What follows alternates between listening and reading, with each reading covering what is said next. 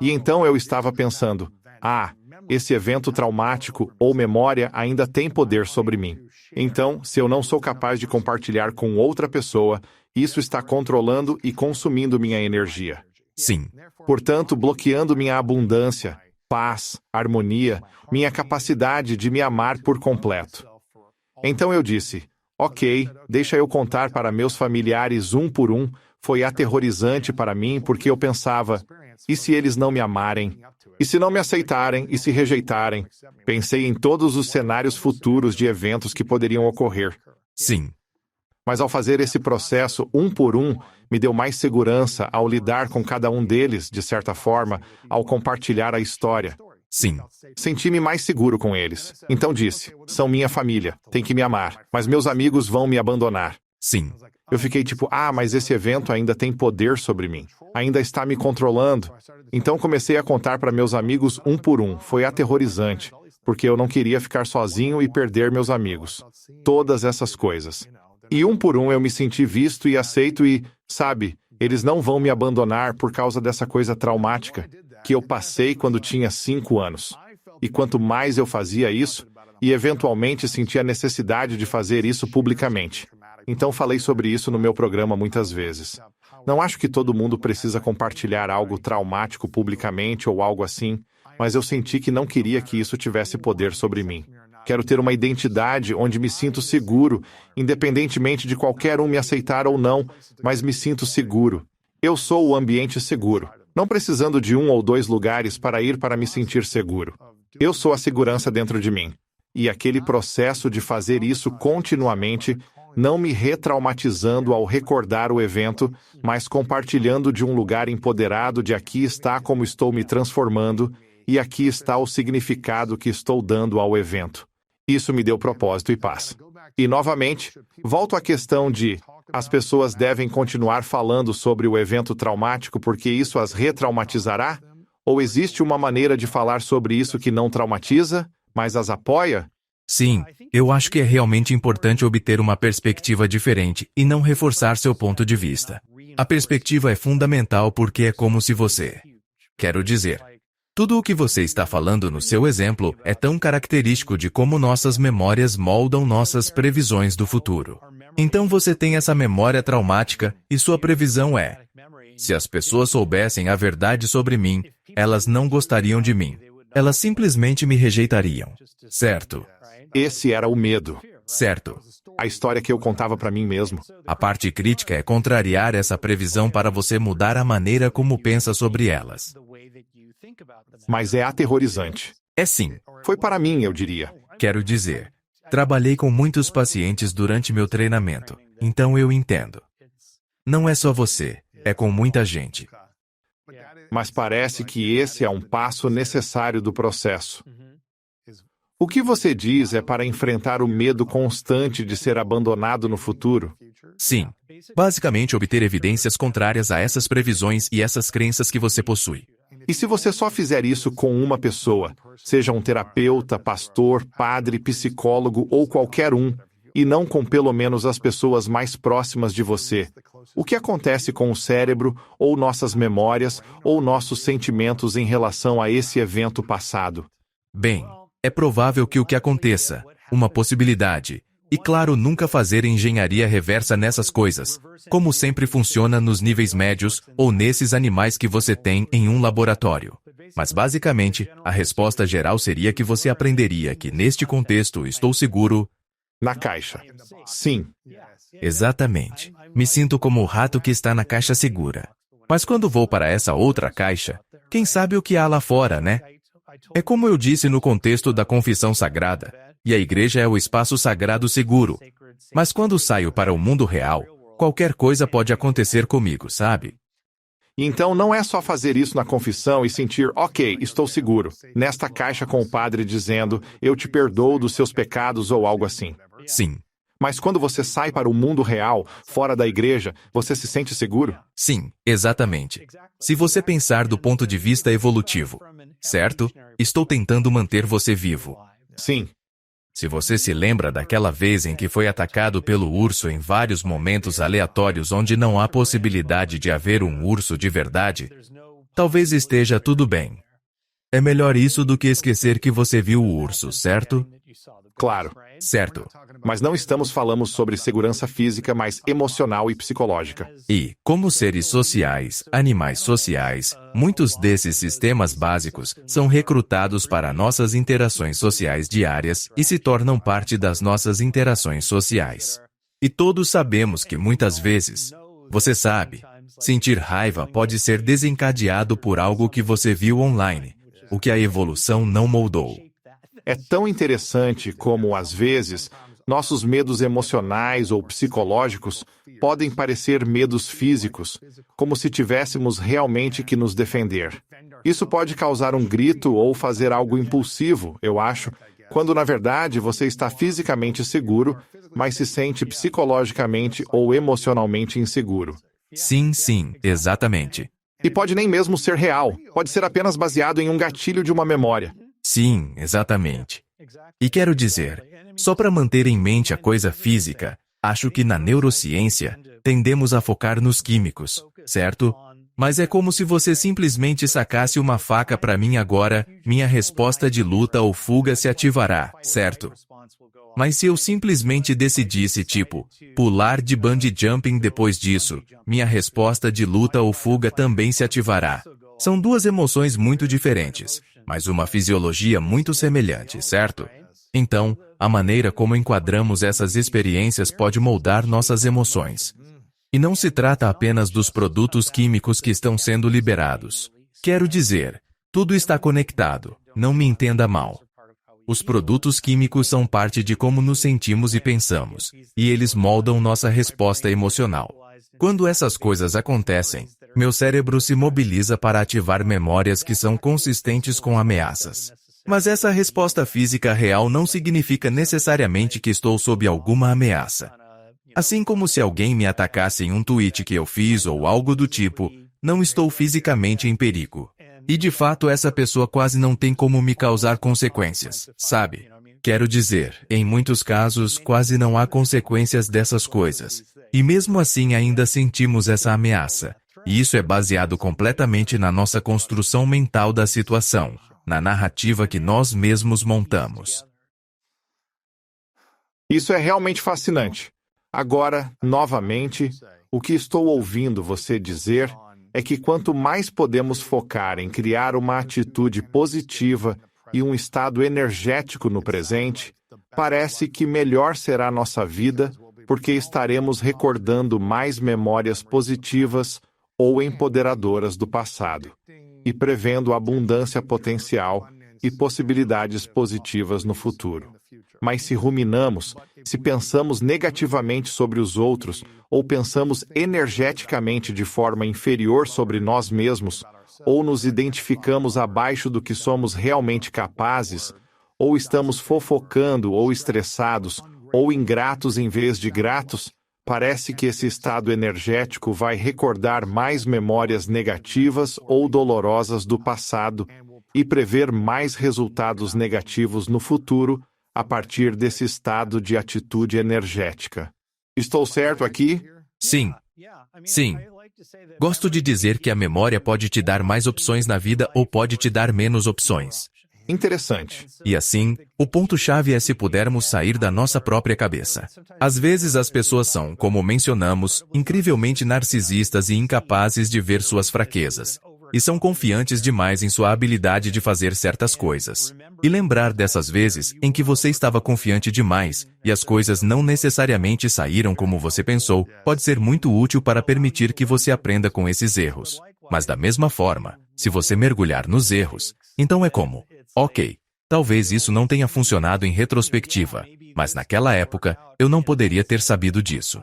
Ou talvez haja algo que eu poderia ter feito, e posso aprender com isso e levar de uma maneira positiva. Mas basicamente você quer ser capaz de explorar essas memórias de uma forma que lhe dê mais opções e não menos. Você mencionou a ideia de viagem no tempo mental no passado, voltando a essas memórias. Você já explorou ou pesquisou a habilidade de viajar mentalmente no tempo para o futuro, para prever, para nos colocar em um estado de ser, em um ambiente de abundância, e então ser capaz de trazer esse futuro mais próximo para o presente agora? Sim, e fizemos um pouco disso, e algumas pessoas fizemos mais nesse tipo de previsão de uma forma mais concreta. Mas há outras pessoas que foram ainda mais longe e disseram: imagine que você vai encontrar o presidente Barack Obama. Ou imagine que você vai, completar um triatlo, ou seja o que for, certo? Você pode imaginar. E se você olhar para a atividade cerebral, descobre-se que essa atividade cerebral é muito semelhante ao que acontece quando as pessoas estão se lembrando de algo que aconteceu. Que aconteceu? Sim.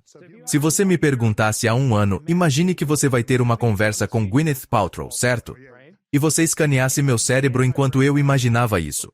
Agora, um dia depois de eu ter tido essa coisa louca que eu nunca pensei que aconteceria comigo. E se você me pedir para lembrar disso, os padrões de ativação no meu cérebro seriam muito difíceis de distinguir da minha memória do que aconteceu versus minha imaginação do que aconteceu. Porque para o nosso cérebro, tudo o que você está fazendo é reativando esses conceitos. Essencialmente, você está reativando esses perceptos e esses conceitos. Existem algumas diferenças entre memória e imaginação, mas muito disso é o mesmo. Porque muita pesquisa sobre memória, esta é uma ideia muito antiga na verdade, e remonta a um psicólogo chamado Bartlett, nos anos 30. Ele propôs que não reproduzimos o passado. Imaginamos como o passado poderia ter sido. Então é como se você fosse um arqueólogo. Você pega alguns fragmentos de cerâmica e então você diz: isso é como era essa sociedade. Vi toda essa civilização antiga. Exatamente. Isso é o que fazemos com a memória. Usamos esses pedaços que são bons indicadores do passado, mas depois usamos isso como combustível para a imaginação. Da mesma forma, se eu estou imaginando o futuro, pegarei minhas memórias do passado, usarei esses pedaços de diferentes coisas que aconteceram e imaginarei algo. Então, alguns pesquisadores descobriram que pessoas com distúrbios de memória na verdade têm uma habilidade empobrecida de imaginar o futuro. Uau, é fascinante. Eles vão simplesmente falar imagine que você está em uma praia, e eles vão dizer, tem areia e água. Só isso. Bem, este é um conceito fascinante, porque no nosso mundo, tudo o que é fisicamente construído baseia-se na imaginação de uma pessoa. Sim. Para criar isso, este livro, esta caneta, estas câmeras, esta sala, este edifício, todas essas roupas, tudo isso é a imaginação de alguém que foi transformada no mundo físico, no mundo tridimensional. Mas não veio das 3 dimensões. Veio da imaginação mental, o que é fascinante porque podemos imaginar algo, criar uma memória do futuro e depois realizá-la. É fascinante para mim que isso é o que os seres humanos podem fazer. Sim. Então, como imaginamos um futuro para criar mais abundância, alegria, realização e felicidade em nossas vidas e transformar qualquer coisa que desejamos no mundo material? Bem, uma coisa que eu realmente tenho me empenhado em fazer, e eu simplesmente não faço o suficiente, mas tento muito, é a prática da gratidão. E sei que parece algo meio que... Eu não sou um guru do bem-estar nem nada do tipo, mas tentei fazer isso no início, e eu simplesmente nunca... Eu diria às pessoas, eu não sou bom em gratidão. Eu sou péssimo em gratidão. E então um dia eu decidi ser bem concreto e minimalista e disse: vou apenas lembrar de 3 coisas que me aconteceram que são eventos específicos, memórias episódicas. Podem ser tão triviais quanto eu quiser, mas são coisas que me deram alguma felicidade. Recebi um e-mail de um amigo. Vi uma história de alguém no Facebook que era meu amigo, e algo bom aconteceu com eles, ou algo assim. Qualquer coisa, certo? Encontrei uma camisa em promoção, meu café estava melhor do que o usual, seja o que for. E descobri que quando comecei a fazer isso inicialmente seria difícil. Eu estava cansado, de mau humor, tinha tido um dia ruim no trabalho, seja o que for, e seria realmente difícil. E eu tinha que entrar nessa mentalidade. Mas uma vez que eu puxava algo pequeno, isso facilitava puxar outra coisa. E de repente eu percebi, nossa, eu realmente tive uma ótima semana. E eu simplesmente não tinha ideia disso. Então, uma vez que você começa a relembrar todas essas memórias, agora você tem combustível para imaginar coisas que poderiam ter acontecido, porque a memória é o combustível que turbina a imaginação. Repita isso. É como o combustível que turbina nossa imaginação. Nos permite considerar todas as sortes de possibilidades únicas, certo? É como você e eu podemos ter um conhecimento cultural muito semelhante que todos nós absorvemos, assim como o ChatGPT, certo? Mas ao mesmo tempo você mora ao lado de alguém aleatório no dormitório na faculdade. E eu morava ao lado de pessoas completamente diferentes. Sabe, eu simplesmente entrei, ouvi uma música um dia que me deixou curioso sobre algo e assim por diante. Todos nós temos essas experiências únicas em nossas vidas, certo? E é isso que me permite imaginar muitas coisas de maneiras diferentes das suas. Mas tudo se resume basicamente a ter, primeiramente, uma gama diversificada de experiências. Se expor a coisas que às vezes estão fora da sua zona de conforto, certo? Como? Aqui está essa música. E me parece meio estranha, mas tem algo nela que me deixa curioso, certo? E você fica curioso sobre outra coisa. Quando você percebe, tem todas essas memórias diversificadas e episódicas que você pode recorrer quando está tentando imaginar algo novo, sabe? Então, parte dessa imaginação desse futuro abundante é ser capaz de ver coisas que não são óbvias, certo? E uma das coisas que encontro na pesquisa é que há essas grandes questões e abordagens científicas e experimentos bem diante de nós, mas normalmente não conseguimos vê-los. E às vezes tenho que ir a alguma palestra que está completamente fora da minha área de pesquisa, e então, de repente aparece, certo? E portanto, às vezes você precisa permitir-se fazer essas conexões aleatórias para visualizar, ou basicamente ver possibilidades que não aparecem, porque você está preso nessa mentalidade mais fechada. Sim, quero dizer, parece que liberar nossas mentes com memórias positivas do passado nos dá uma melhor oportunidade de ter uma imaginação lúdica no futuro, certo? Uma imaginação mais aberta e explorar a imaginação de novas possibilidades em vez de limitar nossa imaginação. Como alguém pode diariamente se preparar para abrir suas mentes à imaginação? É dando tempo para brincar e realizar atividades e engajamento social. É não apenas pensar em trabalho, mas também dar-se um tempo para simplesmente permitir a aleatoriedade e novas inspirações? Como podemos desbloquear nossas mentes para a imaginação e atrair mais do que queremos em nossas vidas, em vez de coisas que não queremos? Definitivamente tempo de inatividade é bom. Tenho uma amiga, Sarah Mednick, que escreveu um livro inteiro chamado The Power of the Downstate. E é incrível. Dar a si mesmo um tempo de inatividade pode ser enormemente útil. E na verdade já mostramos, e outras pessoas também mostraram, que quando estamos descansando, você apenas pede para as pessoas deitarem e não fazerem nada. Você pode realmente ver evidências. Não é super forte. Você também pode ver isso em estudos com ratos, onde as memórias meio que brotam e você pode ter uma noção do que acontece durante o sono, mesmo enquanto as pessoas estão apenas descansando. E esse descanso pode às vezes permitir que as memórias sejam reativadas e fortalecidas ou recombinadas de maneiras interessantes. E então, há algo sobre se abrir e desligar essa mente focada em objetivos para permitir que essas memórias simplesmente brotem e se recombinem de maneiras interessantes. Quero dizer, de certa forma, essa é a essência do devaneio, certo? Sonhos são basicamente, muito provavelmente, eu acho, memórias que estão sendo recombinadas de maneiras que não fazem sentido, certo? E você não está tentando forçá-las em nenhuma história particular. Elas apenas meio que colidem umas com as outras. E você está apenas tentando entender isso. Sim. E acho que isso é uma parte central. Não só isso, mas também realmente diversificar seus dados de treinamento, certo? Por exemplo, o ChatGPT, na minha opinião, nunca vai produzir arte interessante por conta própria, porque está apenas obtendo esse conteúdo homogeneizado que obteve da internet, certo? Você e eu temos essas oportunidades de simplesmente ser curiosos sobre coisas que são simplesmente bizarras, na verdade, fruto da curiosidade em geral. Recentemente, uma pesquisa mostrou que, ao se tornar pai pela primeira vez, a oxitocina reorganiza seu cérebro para focar mais em laços de família do que em coisas competitivas de testosterona como normalmente seria. Leões e tigres chegam a comer seus próprios filhotes.